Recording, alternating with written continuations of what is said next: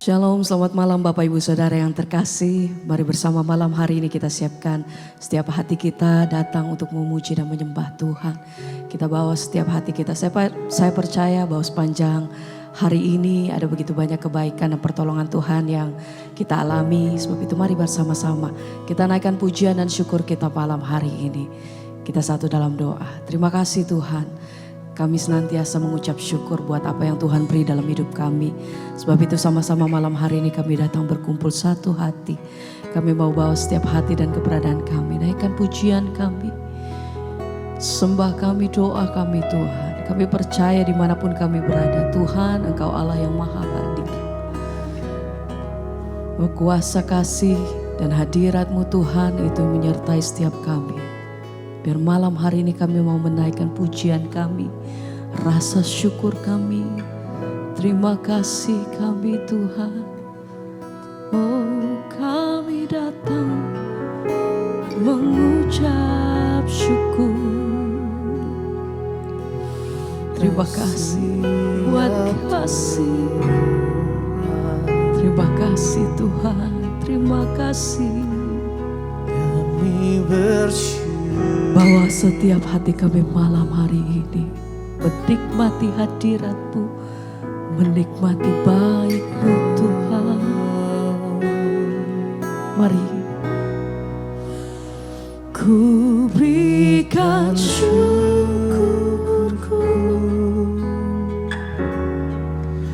buat kebaikan-Mu.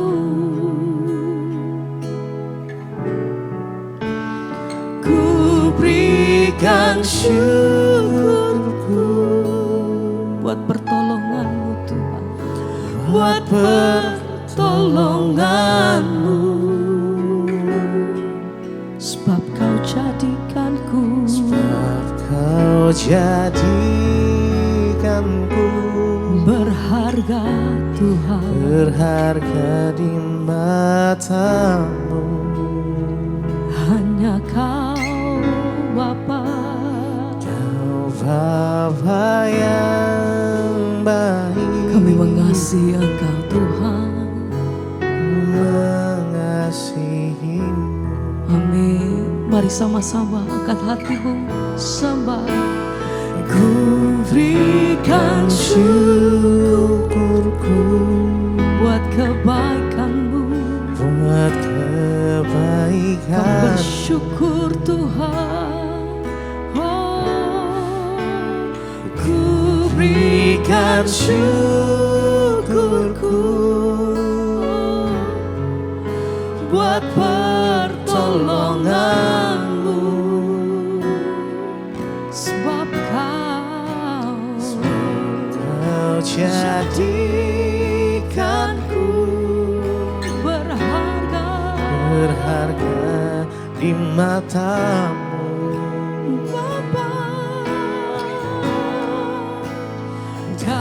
Bapa yang baik, kami mengasihi. ku mengasihi-Mu. Mari sama-sama nyatakan dengan segenap hati. Tuhan, ku berikan syukurku buat kebaikan-Mu.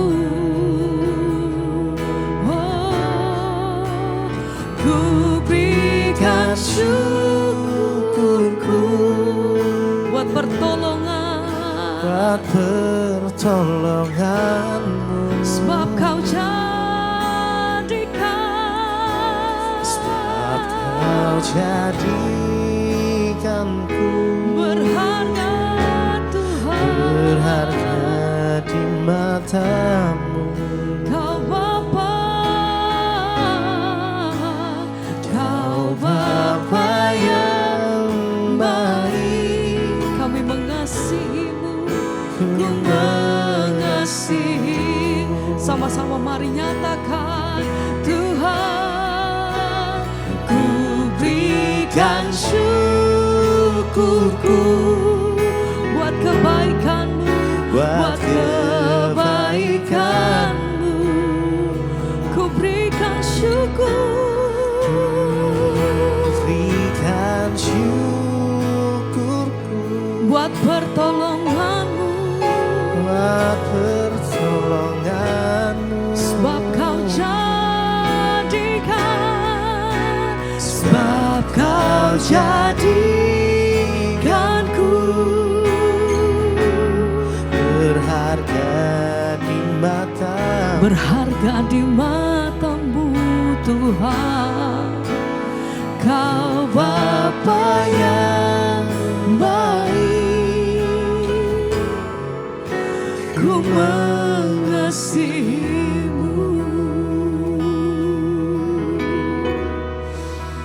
Kami menaikkan syukur kami malam hari ini. Terima kasih Tuhan buat kasih dan kebaikan-Mu atas hidup kami sampai hari ini. Terima kasih untuk pertolongan Tuhan yang tidak habis-habisnya dalam hidup kami. Bahkan penyertaan-Mu sepanjang hari-hari kami dan waktu-waktu kami sampai hari ini Tuhan. Ajar kami senantiasa mengucap syukur pada segala apapun yang terjadi dalam hidup kami. Karena kami tahu Tuhan tidak pernah meninggalkan kami. Kesetiaan-Mu teruji dalam hidup kami Tuhan. Senantiasa Tuhan tidak pernah meninggalkan kami. Kami tahu bahwa senantiasa Engkau pegang erat setiap hidup kami Tuhan. Kami punya Tuhan yang besar, kami punya Tuhan yang baik, kami punya Tuhan yang dahsyat. Engkau yang sanggup melakukan segala perkara dalam hidup kami. Sebab itu datang dengan hati yang bersyukur. Terima kasih untuk semua yang Tuhan perbuat dalam hidup kami. Terima kasih Tuhan. Kami bersyukur Bapa. Kau sungguh baik, Kau sangat baik. Haleluya. pertolonganmu. Terlalu baik, terlalu besar perbuatan-Mu atas hidup kami sampai hari ini Tuhan. Ku berikan Syukurku buat kebaikanmu. Kami naikkan syukur kami Tuhan. Ku berikan syukurku terima kasih Bapa. buat pertolonganmu. Sebab Kau jadikan, sebab Kau jadikanku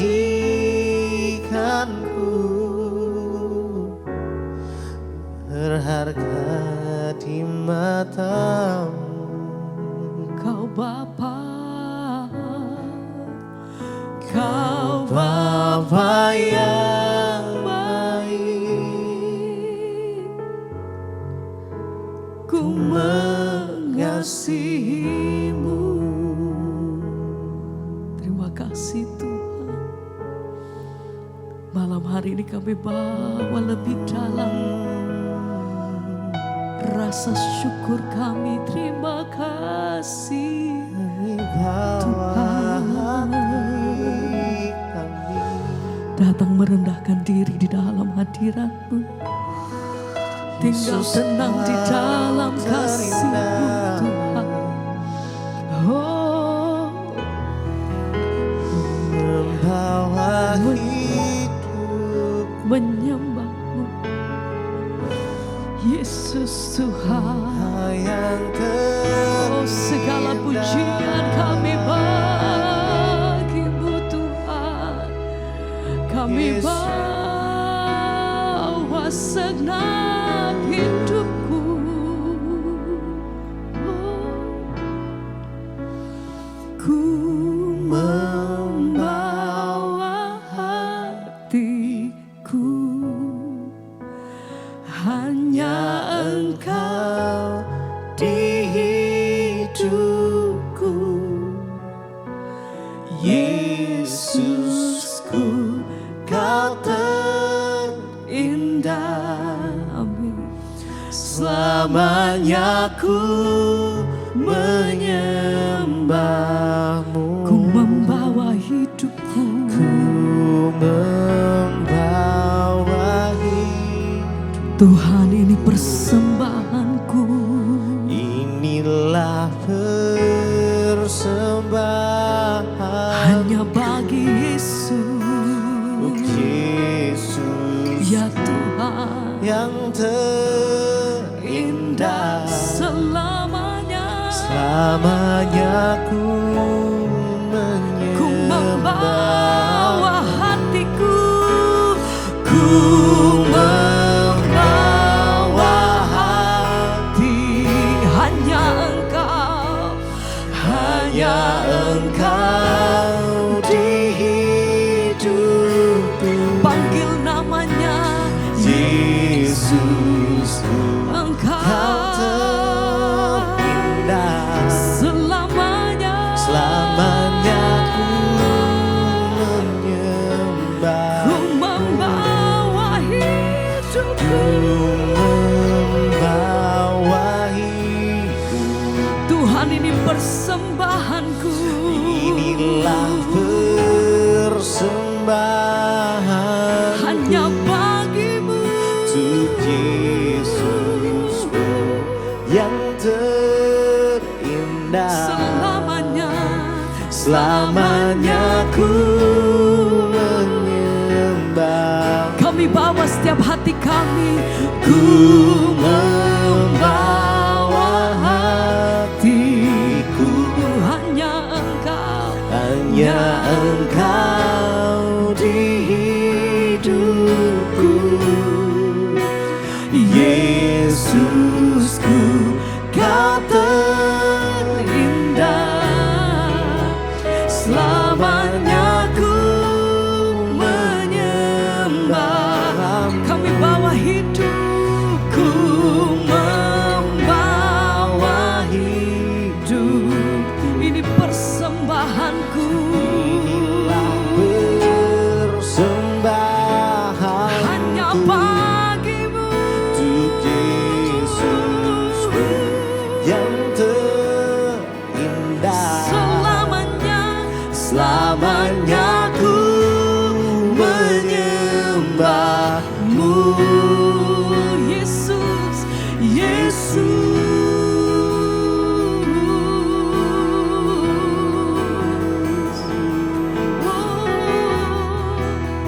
Hanya bagimu Tuhan, hanya bagimu, nama di atas segala nama, yang nama yang begitu besar mengasihi kami, nama yang memelihara hidup kami, hanya namamu Tuhan, namamu Yesus, nama yang terindah.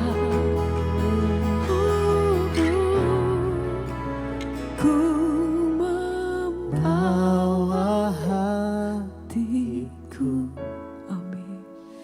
hanya Engkau di hidupku. Amin. Yesusku, Kau terindah, selamanya ku menyembahmu, ku membawa hidupku. Inilah persembahanku untuk Yesusku yang terindah. Selamanya ku menyembah, Membawa hatiku, ku membawa hatiku, hanya Engkau, hanya Engkau di hidupku. Oh Yesusku, hanya Kau Kau terindah. Selamanya ku menyembah, ku membawa hidupku, ku membawa hidupku. persembahanku, Inilah persembahanku untuk Yesusku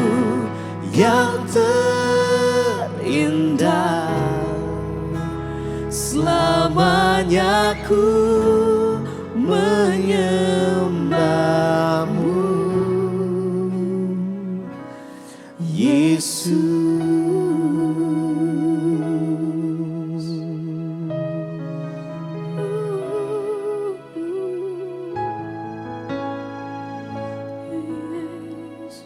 Selamanya kami mau menyembah-Mu ya Tuhan. Selamanya kami mau mendekat kepada-Mu. Selamanya kami mau mengiring-Mu seumur hidup kami.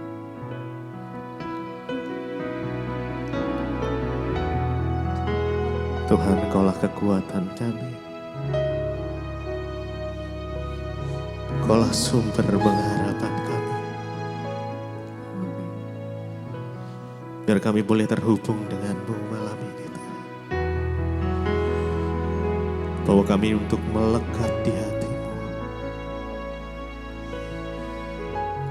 Mari masing-masing pribadi datang lebih lagi. Ku terhubung dengan-Mu,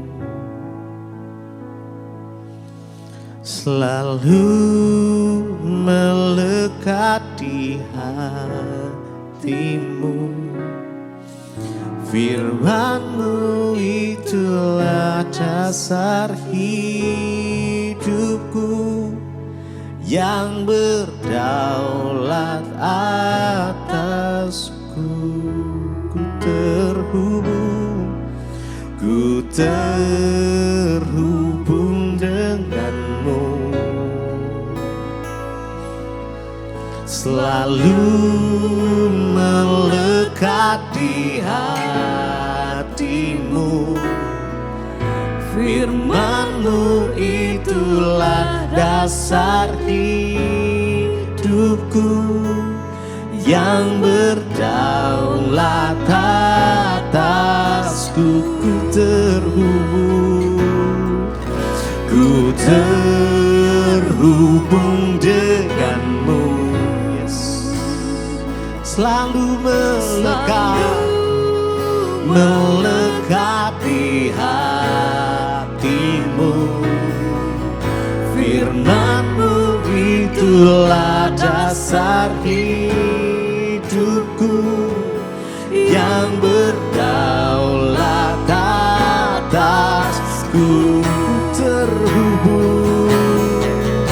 Ku terhubung dengan-Mu, selalu melekat di hati-Mu. Ini kerinduan kami, Tuhan. Firman-Mu itulah dasar hidup, yang berdaulat atasku. Ku terhubung dengan-Mu, selalu melekat di hati-Mu. Firman-Mu itulah dasar hidupku, yang berdaulat. Mari lebih lagi ku terhubung dengan-Mu, selalu melekat di hati-Mu. Firman-Mu itulah dasar hidupku, yang berdaulat atasku. Oh, ku terhubung dengan-Mu, Tuhan. Melekat di hati-Mu, Yesus.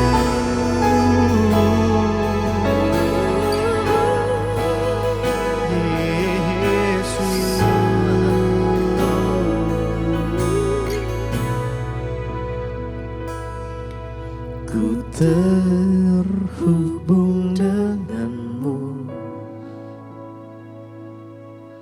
selalu melekat di hati-Mu.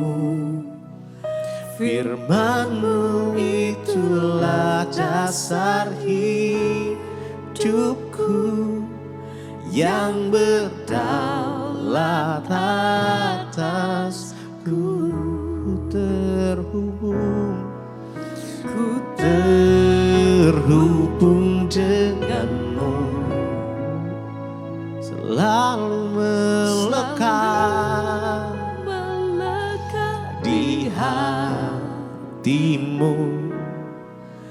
Firman-Mu itulah dasar hidupku yang berdaulat atasku.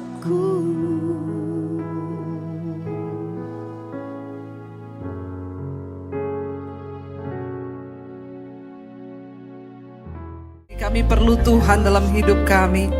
Kami perlu Engkau sebagai penuntun langkah kami, Tuhan. Sebab kami tidak bisa berjalan sendiri tanpa Tuhan di hidup kami. Karena itu Bapa, kami datang malam ini menyerahkan seluruh hidup kami dalam tangan-Mu. Tuntun kami lewat kebenaran firman-Mu. Urapi hamba-Mu yang tidak ada apa-apanya. Di dalam nama Tuhan Yesus, sama-sama katakan amin. Amin. Tepuk tangan buat Tuhan Yesus. Silahkan duduk. Iya, shalom. Apa kabarnya sore ini? Luar biasa. Hari ini kita akan belajar firman Tuhan, saudara, tentang hikmat Tuhan. Saya percaya bahwa dalam hidup ini yang sangat kita butuhkan itu adalah hikmat.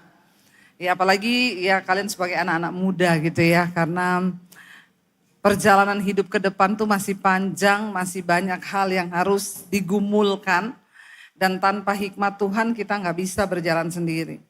Kita buka bersama Daniel pasal yang pertama, yuk kita lihat. Daniel pasal yang pertama, judul perikopnya di sana adalah di Istana Babel. Kita baca secara bergantian karena agak panjang, ayat yang pertama mulai. Pada tahun yang ketiga pemerintahan Yoyakim, Raja Yehuda, datanglah Nebukadnezar Raja Babel ke Yerusalem lalu mengepung kota itu. Ayat 2.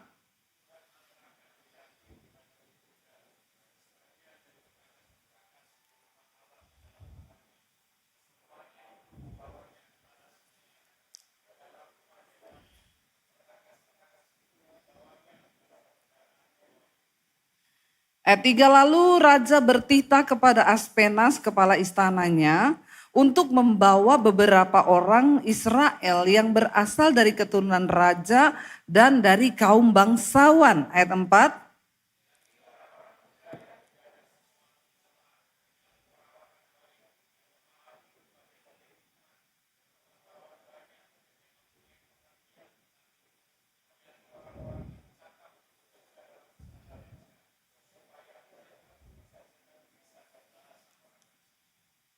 Dan raja menetapkan bagi mereka pelabur setiap hari dari santapan raja dan dari anggur yang biasanya diminum, ya.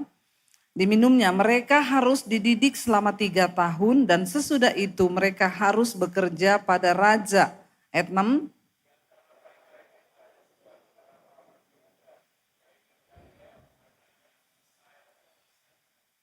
Saudara, kalau kita melihat dan membaca di sini ada satu kisah ketika pada tahun yang ketiga pemerintahan Raja Yoyakim di Israel, Nebukadnezar Raja Babel itu menyerang ke Yerusalem. Dan akhirnya Yerusalem ditaklukkan, bahkan perkakas di rumah Tuhan di Bait Allah itu dibawa ke Babel untuk menjadi penyembahan berhala di rumah dewa di Babel. Lalu ketika itu raja bertitah kepada Aspenas, itu pegawai istana, raja bilang, pilih beberapa orang pemuda, mereka itu yang masih muda dan yang dari keturunan raja dan bangsawan untuk dibawa ke Babel, bukan untuk perbudakan, tapi mereka akan bekerja di kantor pemerintahan di Babel. Ya, berarti ini adalah orang-orang pilihan, bukan orang sembarangan. Lalu di sana terpilih ya, kita tahu bersama dikatakan tadi Daniel, Sadrak, Mesak dan Abednego. Itu nama-nama mereka sebelum diganti di Babel. Dikatakan tadi ayat yang keempat, coba kita baca, siapa yang dipilih saudara, yang masuk ke kriteria yang dipilih oleh raja, yakni apa? Ayat yang keempat baca bersama lagi dengan suara yang keras, yakni orang-orang muda yang tidak ada sesuatu cela, yang berperawakan baik, yang memahami berbagai-bagai hikmat, berpengetahuan banyak, dan yang mempunyai pengertian tentang ilmu, yakni orang-orang yang cakap untuk bekerja dalam istana raja, supaya mereka diajarkan tulisan dalam bahasa orang Kasdim. Untuk bekerja di kerajaan Nebukadnezar itu adalah istana tempat penyembahan berhala yang tidak mengenal Tuhan. Disuruh pilih orang-orang muda, yang pertama dikatakan yang tidak bercela lakunya. Dan juga yang memiliki banyak hikmat. Di masa-masa seperti sekarang ini, anak muda, kalian tidak bisa hanya mengandalkan kepinteranmu, ijazahmu, apalagi hal-hal yang menurut kita nih sekarang, oh kalau saya sekolah tinggi S1, S2, S21 kayak Samsung, S23 lah, maka saya pasti masa depannya itu sukses. Hikmat itu enggak ada hubungannya dengan pelajaran di sekolah. Hikmat itu tidak ada hubungannya dengan ijazah yang kau miliki. Di zaman sekarang teknologi yang begitu maju, ya, yang namanya AI itu saudara, dia bisa bikin lagu loh. Jadi sekarang ya para pencipta lagu hati-hati. Kemarin suami saya coba suruh AI untuk bikin lagu rohani. Pertama keluar liriknya. Di dalam gelap engkau datang sebagai cahaya bagiku, engkau penyelamat jiwaku. Lalu suami saya bilang coba bikin aransemen musiknya. Keluar udah plus suara, plus lirik, plus aransemen musik. Dan itu gak kena copyright. Saudara bisa bayangkan, gila nih zaman ini sekarang. Ya, jadi kita dengan kekuatan kita sendiri, kita udah gak bisa. Apa yang kita mau andalkan? Jangan-jangan AI lebih pintar loh dari kita. Iya apa ya? Apa yang bisa membuat nilai dirimu itu berarti waktu kau punya hikmat Tuhan. Ketika Raja Nebukadnezar memilih orang-orang muda untuk bekerja di istananya, itu istana tempat penyembahan berhala loh. Tapi dia pilih orang-orang yang pertama tidak bercela. Saudara, saya percaya bahwa hikmat itu hanya ada pada Tuhan, kata firman Tuhan. Hikmat itu sesuatu yang akan kecerdasan, kebijaksanaan yang Tuhan berikan, tidak kepada semua orang loh. Dan hanya orang-orang yang punya hikmat yang akan menjadi orang-orang yang dipilih oleh Tuhan di akhir zaman. Ya, dan bukan hanya Tuhan yang memilih, bahkan di kerajaan di Babel yang tidak mengenal Allah, bahkan itu penyembah berhala, mereka memilih orang-orang yang punya hikmat. Jadi anak-anak muda, tolong hari ini isi hidupmu dengan hikmat Tuhan. Minta hikmat Tuhan turun dalam hidupmu, karena hanya itu yang akan membedakan engkau dengan orang dunia. Amin. Enggak ada yang lain. Waktu kita ini penuh dengan hikmat Tuhan, di sana dikatakan, yakni orang-orang muda yang tidak ada sesuatu cela. Apa itu cela? Cela itu dosa, cela itu noda. Saya berdoa supaya sekalian semua anak-anak muda di sini, mari jaga hidup di dalam kekudusan. Amin. Kunci untuk kita punya hikmat Tuhan itu, kita harus berjalan dalam kekudusan tanpa cela. Yang sudah punya pacar berapa banyak di sini? Tolong angkat tangan. Yang sudah pacaran, angkat tangan. Ya, yang sudah pacaran. Kalau masih di bawah 20 tahun, enggak usah pacaran ya. Yang di bawah 20 tahun, enggak usah pacaran. Ya, kau itu belum mengerti tentang hidup ini, enggak usah pacaran. Cuma buang pulsa, buang ongkos, buang pikiran, buang tenaga. Ya, jadi yang masih di bawah 20, enggak usah pacaran. Katakan, enggak ada yang mau amin. Ya, benar. Karena pacaran itu adalah persiapan untuk pengenalan, kamu akan memasuki pernikahan. Jadi kalau belum yakin mau menikah, enggak usah pacaran. Karena ini bukan zamannya, oh gonta-ganti, kan dicoba-coba dulu Bu. Ya, emang kau pikir nih apaan mau dicoba-coba? Jangan ya saudara, kita ini orang percaya anak Tuhan. Hanya orang-orang yang hidup dalam kekudusan yang akan diberi hikmat yang berlimpah-limpah. Karena waktu kau menghormati Tuhan, maka Tuhan itu beri kita hikmat. Ya, tolong jangan pacaran dulu. Yang sudah 20 tahun pun ya jangan terlalu ngebet ya. Maksudnya kalau memang belum yakin, ya kalau saya sih ngomongnya mending lama berdoa. Ya lama berdoa, kalau sudah yakin itu jodoh baru menikah. Ya daripada ya itu tadi salah nanti, karena banyak sekarang orang menikah itu bukan karena dari Tuhan. Kenapa terjadi banyak perceraian? Karena orang menikah itu bukan jodoh dari Tuhan. Ada yang pacaran sudah terlanjur melakukan hubungan seks. Ya, lalu dia pikir, ya saya kan sudah terlanjur, daripada terlanjur ya sama siapa lagi saya mau nikah. Akhirnya terjadi hubungan yang begitu. Kenapa banyak tingkat perceraian? Yaitu karena banyak hubungan yang bukan didasari oleh rasa takut akan Tuhan. Jangan ya, karena aduh hari gini orang nonton film porno bebas, orang lihat apa tuh bebas, setan itu ada di mana-mana. Nah kalian pacaran, ya pasti ada dagingnya dong di dalamnya. Namanya orang pacaran, dua orang yang berbeda jenis. Ya tadinya deket-deketan, pegangan tangan, lama-lama mulai naik. Ya ini terjadi sekarang, jangan ya nak ya, jangan. Lebih baik jangan ya. Jaga kekudusan. Yang dipilih dari Yerusalem pada waktu itu dipilih anak-anak muda yang tidak ada suatu celah. Hanya orang-orang yang hidup dalam kekudusan, yang takut akan Tuhan, yang akan diberi hikmat Tuhan. Dan dikatakan di sana yang memiliki berbagai-bagai hikmat. Karena kalau orang itu nggak takut Tuhan, tidak mungkin dia punya hikmat. Hanya orang yang takut Tuhan yang akan punya hikmat. Saya berdoa semua anak muda di GSJS ini diberi hikmat Tuhan, amin. Supaya kau pilih jodoh, kau tahu yang benar mana. Dulu saya sebelum bertobat, saya kalau pilih cowok, yang pertama yang berkepribadian.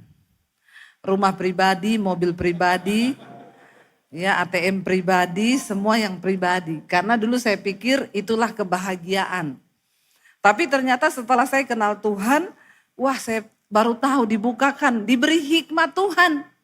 Oh ternyata itu enggak benar. Karena kaya saja enggak cukup untuk memberi kebahagiaan.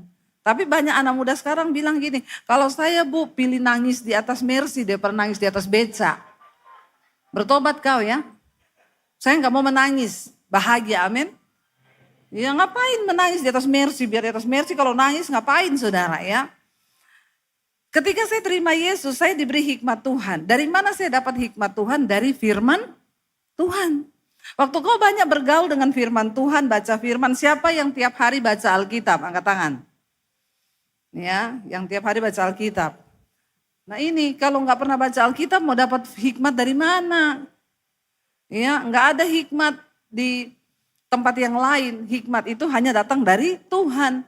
Saya mau saudara mulai besok saudara komitmen ya anak-anak muda baca Alkitab, amin. Mau komitmen? Nggak usah disuruh baca 5 pasal, tolong dikasih tugas nih ya. Nggak usah 5 pasal, nanti kebelengeran. Malah gak ada yang dilakukan. Mulai baca dari kitab Amsal. Ya, mulai besok baca Amsal pasal yang pertama. Lalu dapatnya apa?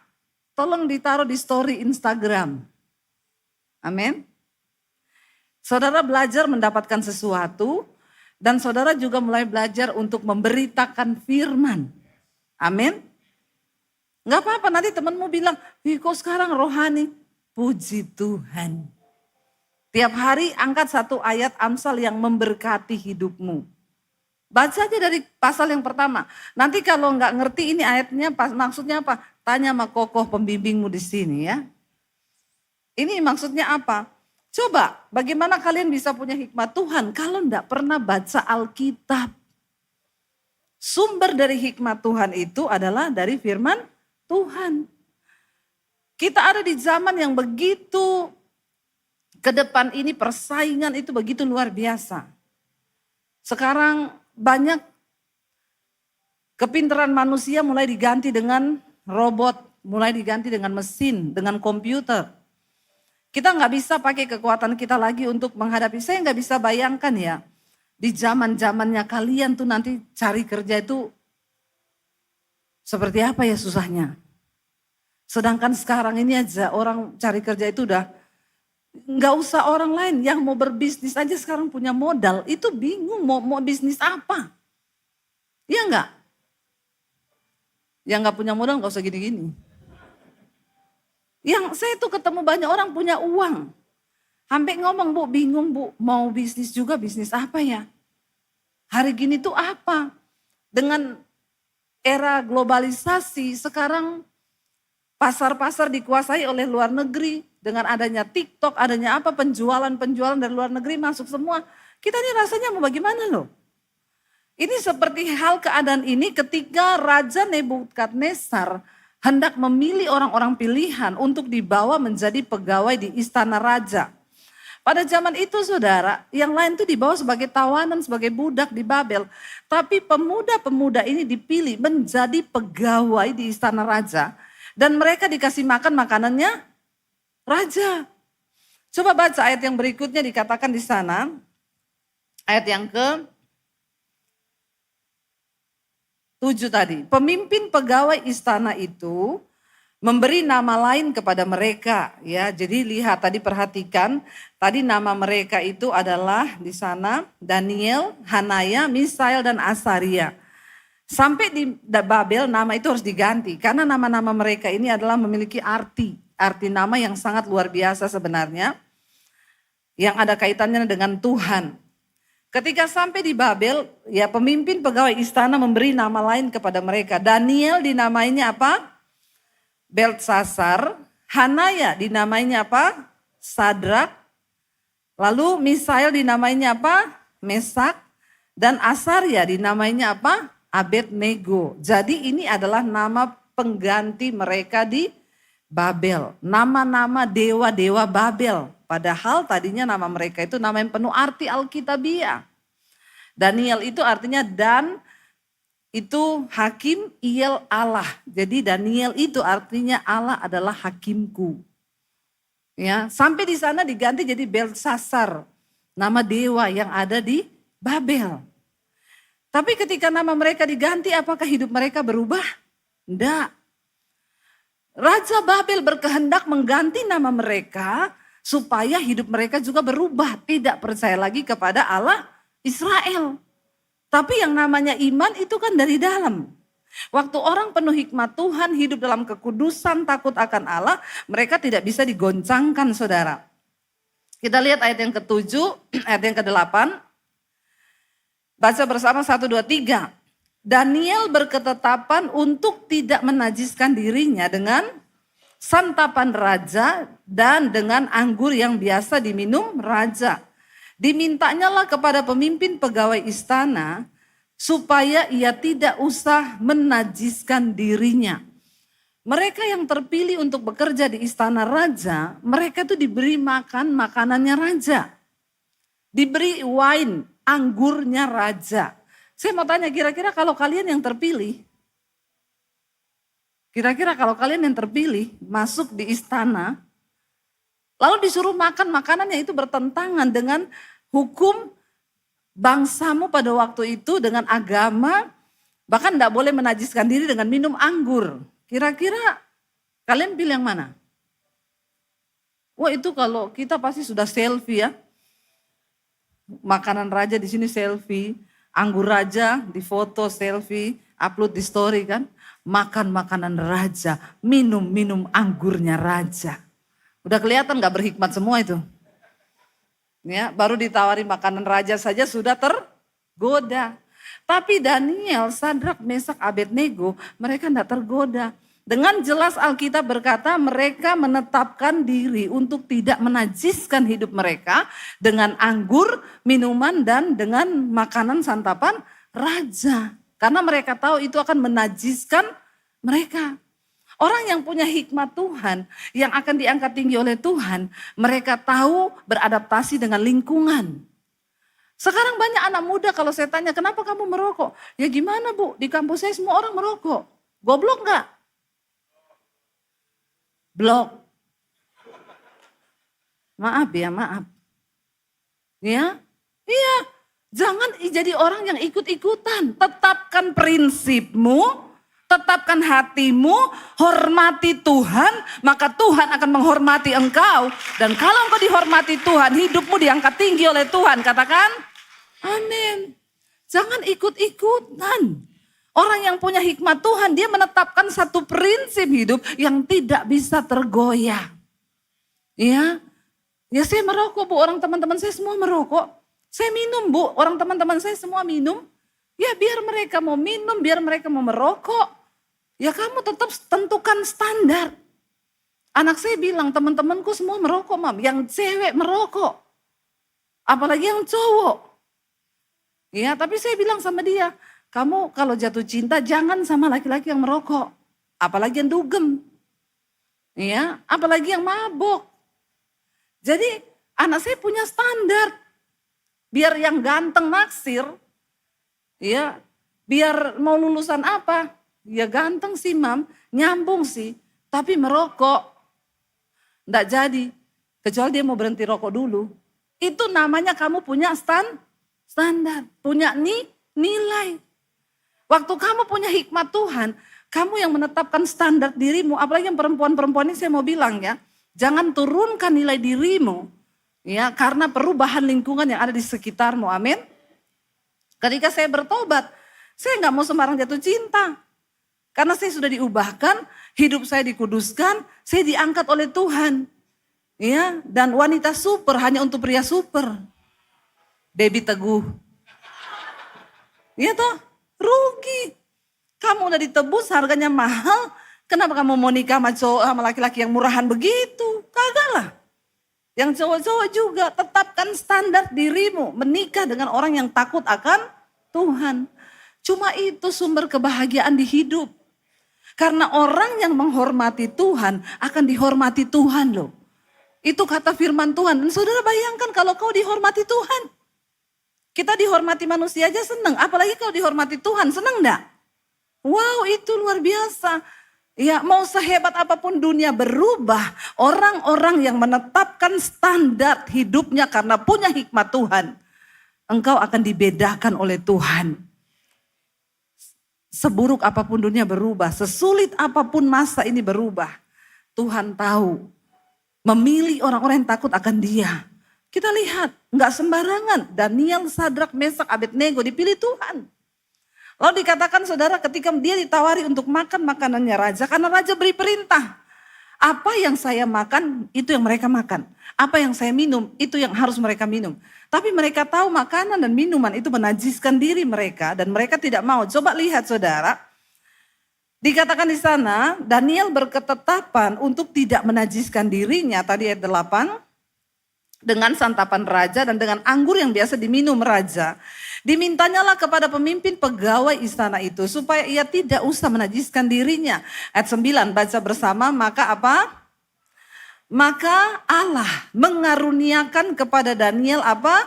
Kasih dan sayang dari pemimpin pegawai istana itu. Saudara, waktu kau menghormati Tuhan, menetapkan standar hidupnya dengan firman Tuhan, Tuhan yang sanggup mengubah orang. Sehingga Daniel tadinya tidak punya ordal loh. Ini pemimpin kepala istana ordal enggak? Ngerti ordal kan?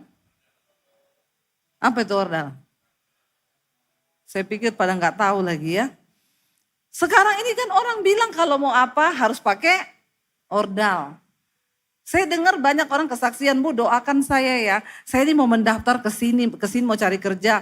Tapi dengar-dengar di situ harus ada ordal. Waktu engkau hidup takut Tuhan, Alkitab berkata Tuhan mengaruniakan kepada Daniel sehingga Tuhan menggerakkan hati kepala istana. Ini orang paling dalamnya istana ini. Karena dia kepala istana. Untuk memberikan kasih dan sayangnya kepada siapa? Daniel. Waktu kau menjadi orang yang hidup menghormati Tuhan. Kau gak perlu sibuk cari muka. Kau gak pernah sibuk jilat kanan kiri. Gak usah cari muka, karena kau sudah punya muka, amin. Orang yang cari muka itu yang mukanya belum jelas. Kalau kita mukanya sudah jelas, gak usah cari-cari muka, amin. Cari Tuhan. Waktu kau hidup menyenangkan Tuhan, Tuhan yang mengangkat dan menjamah hati kepala istana sehingga dia memberi kasih dan sayang kepada siapa? Daniel dan teman-temannya. Nggak usah kita sibuk hal-hal yang lain. Waktu kau mengandalkan Tuhan, saya banyak mendengar orang anak-anak muda bersaksi, Bu saya ini mau mendaftar ke kedokteran ini, katanya harus ada orang dalam bayar sekian puluh juta. Tapi saya berdoa Bu, karena Alkitab berkata, diberkatilah orang yang mengandalkan Tuhan. Saya berpuasa Bu, waktu saya berdoa saya berpuasa, tiba-tiba dalam pengumuman saya lulus. Padahal semua yang lulus itu pakai uang pelicin sama orang dalam. Tapi Tuhan membela saya. Siapa yang bisa menggerakkan hati orang-orang yang di atas yang punya keputusan. Yang berhak mengambil keputusan. Hanya Tuhan.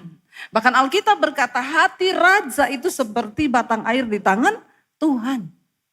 Bahkan ketika engkau berkenan pada Tuhan saudara. Alkitab berkata musuhmu pun akan didamaikan Tuhan dengan engkau.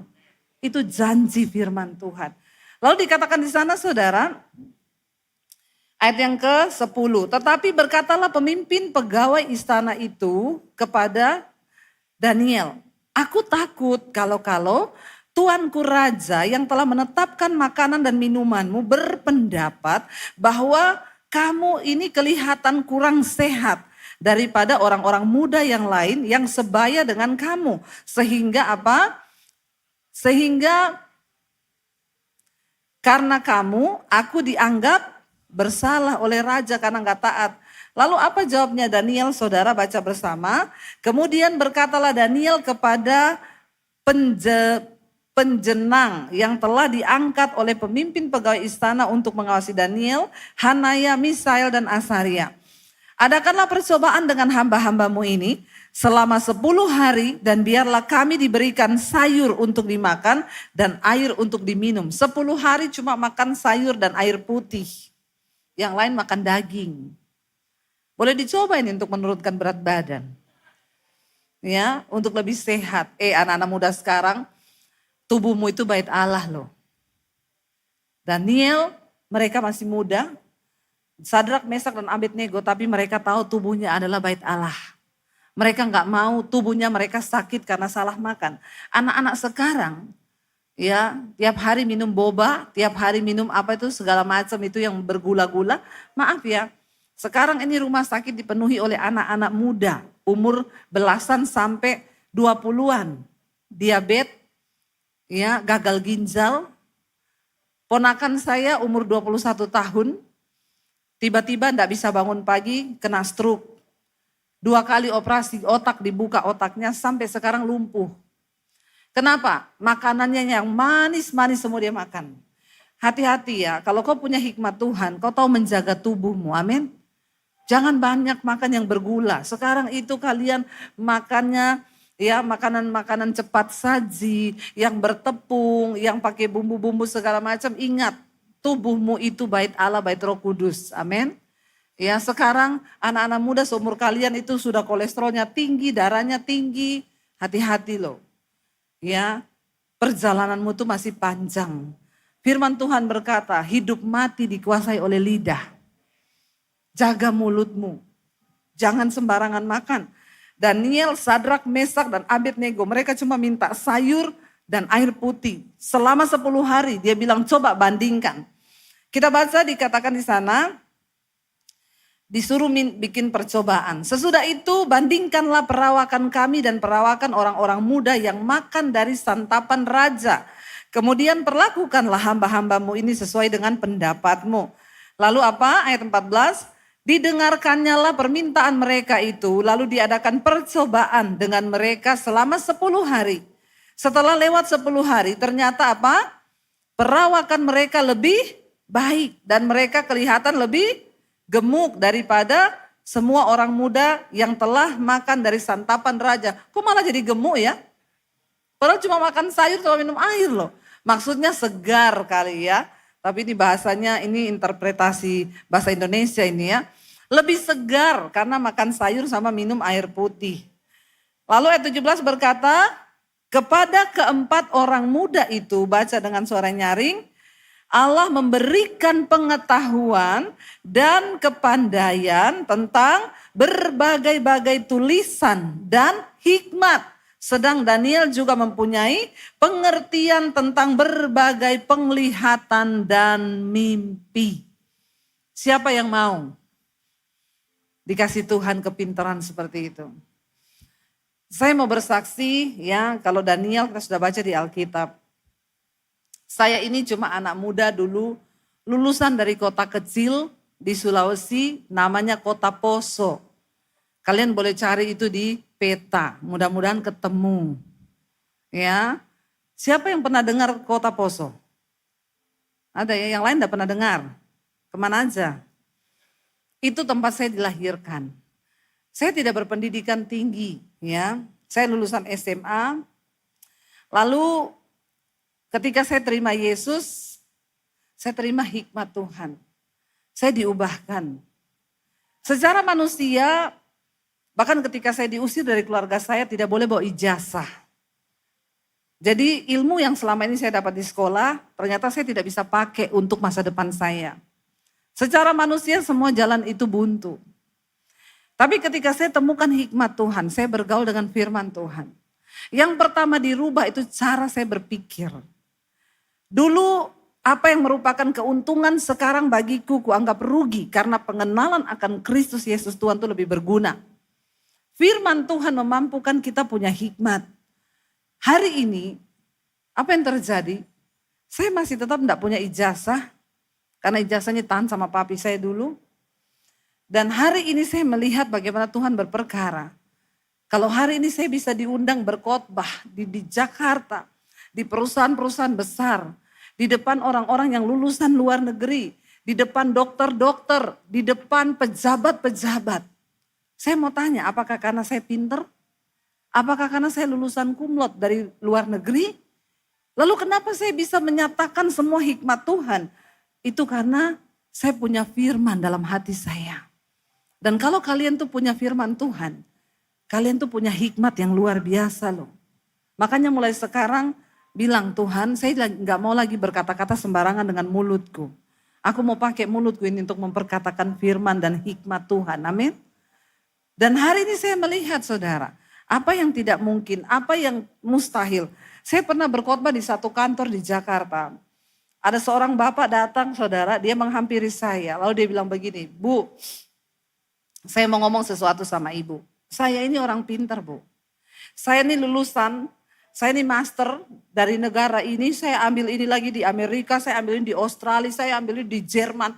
Pokoknya titelnya berjejer-jejer dan semua luar negeri.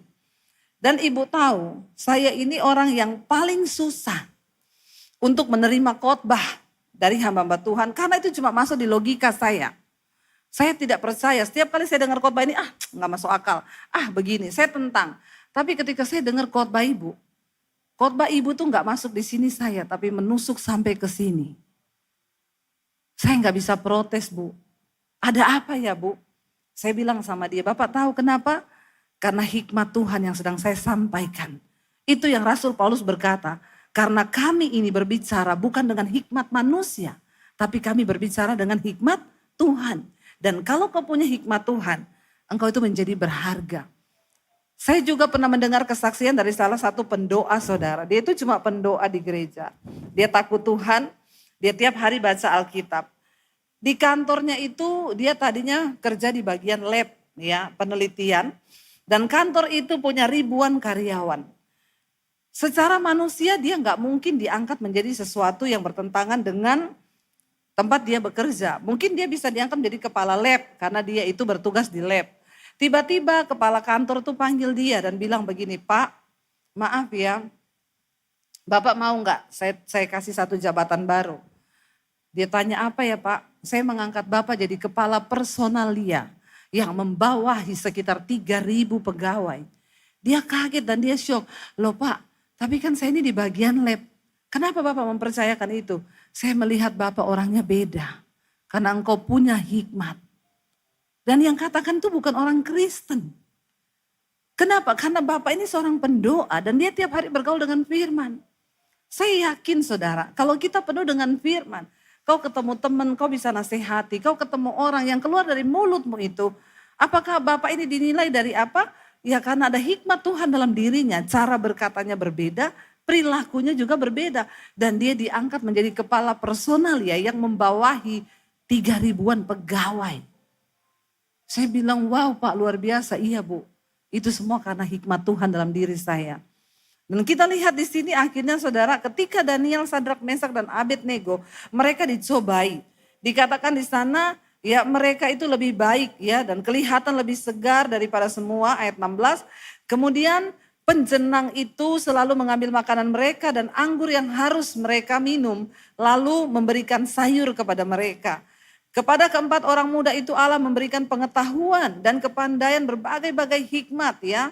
Ayat yang ke-18, setelah lewat waktu yang ditetapkan raja bahwa mereka sekalian harus dibawa menghadap.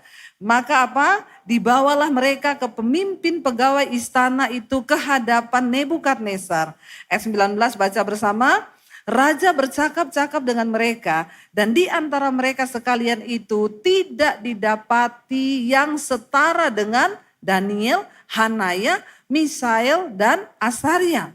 Maka bekerjalah mereka itu pada raja dalam tiap-tiap hal yang memerlukan kebijaksanaan dan pengertian yang ditanyakan raja kepada mereka. Didapatinya bahwa mereka apa? 10 kali lebih cerdas daripada semua orang berilmu dan semua ahli jampi di seluruh kerajaannya. Daniel ada di sana sampai tahun pertama pemerintahan Kores. Wow enggak? Saudara nangkep dengan apa yang kita baca ini? Jangan duduk di gereja tapi otaknya di luar ya. Abis ini makan apa ya? Ini kisahnya wow banget loh. Ini bukan dongeng loh. Ini kisah sungguh-sungguh terjadi. Dan didapati mereka ternyata punya hikmat dan pengertian. Mereka lebih cerdas berapa kali lipat? Wow 10 kali lipat. Dari orang-orang yang ada pada zaman itu. Orang-orang terpilih yang ada di Babel. Saudara, kalau kau punya hikmat Tuhan. Maka kau akan menjadi orang yang punya kecerdasan, hikmat, yang melebihi orang lain dan dikatakan 10 kali lipat. Yang terakhir kita baca Amsal 9 ayat yang ke-10 sampai ayat 12. Kita baca semua dengan suara yang keras dan setelah ini kita sama-sama berdoa. Amsal 9 ayat yang ke-10 sampai ayat yang ke-12. Baca bersama 1, 2, 3. Permulaan hikmat adalah takut akan Tuhan. Dan mengenal yang Maha Kudus adalah pengertian. Karena oleh aku umurmu diperpanjang dan tahun-tahun hidupmu ditambah. Ayat 12. Jikalau engkau menjadi bijak, kebijakanmu itu bagimu sendiri. Jikalau engkau mencemooh, engkau sendirilah yang akan menanggungnya. Dikatakan bahwa permulaan hikmat ialah takut akan Tuhan. Dan mengenal yang Maha Kudus itulah pengertian. Siapa yang mau belajar hidup takut akan Tuhan? Kita semua mau belajar ya. Bagaimana hidup takut Tuhan? Jauhi dosa, bertobat, hormati Tuhan. Dan mengenal yang Maha Kudus itulah pengertian. Kita mau berkata hari ini, Tuhan kami mau selalu terhubung dengan Tuhan. Supaya hikmat Tuhan mengalir dalam hidup kami. Kami mau selalu terhubung dengan hadirat-Mu Tuhan. Kami mau selalu terhubung dengan Engkau. Kita bangkit berdiri bersama. Mari bawa masa mudamu kepada Tuhan. Mari bawa hidupmu kepada Tuhan. Kita naikkan pujian yang tadi terhubung. Ya bilang kita mau Tuhan, kami mau Tuhan. Untuk selalu terhubung dengan Tuhan dalam hidup kami. Karena Engkau sumber hikmat kami. Terima kasih Bapa.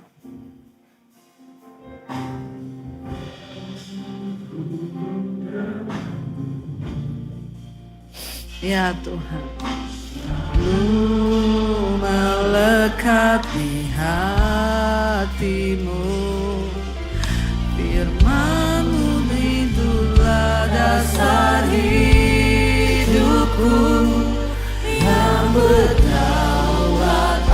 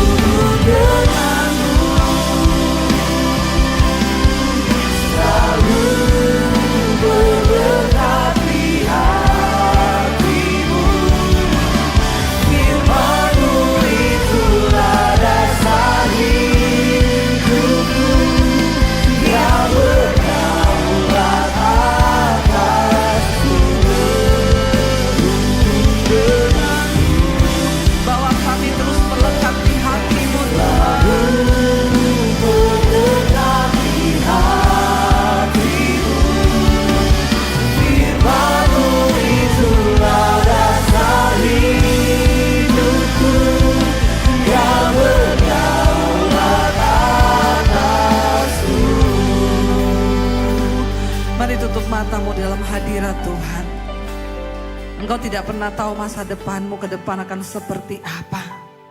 Tapi Tuhan berjanji, setiap orang yang hidup melekat dengan Tuhan, ketika engkau punya hikmat Tuhan, firman Tuhan dalam hidupmu, waktu engkau menjaga hidup dalam kekudusan, dan engkau berkata, ini aku Tuhan.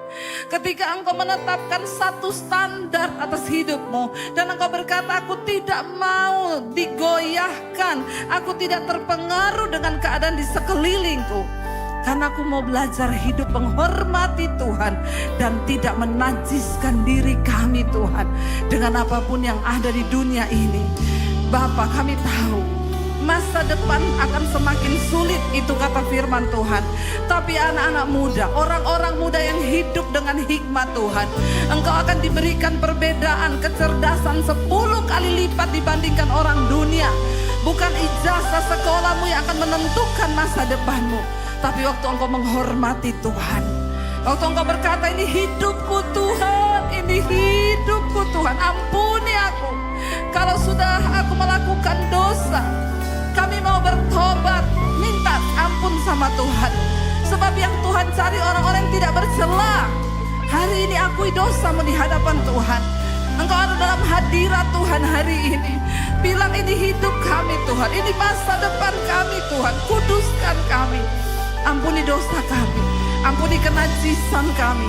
Kalau ada yang terikat dengan rokok, minuman keras, obat-obatan terlarang, hari ini diputuskan dalam nama Yesus. Yang terikat dengan pornografi, yang terikat dengan homoseksual, lesbian, diputuskan dalam nama Yesus. Tuhan mencari generasi yang kudus hari-hari ini, yang mau menyerahkan hidupnya untuk Tuhan. Terimalah berkat dari Allah Bapa, cinta kasih dari Tuhan Yesus Kristus, penyertaan Allah Roh Kudus yang akan memenuhi hati dan hidupmu mulai hari ini, bahkan sampai kali yang kedua Tuhan Yesus datang menjemput kita. Namamu tercatat di dalam kitab kehidupan. Di dalam nama Tuhan Yesus yang percaya diberkati Tuhan, katakan bersama, amin. Kau yang pegang tanganku, kau yang sentuh hatiku, selamanya ku cinta kau Yesus, selamanya ku menyembahmu. Kau yang pegang tanganku, kau yang sentuh hatiku, selamanya ku cinta kau Yesus.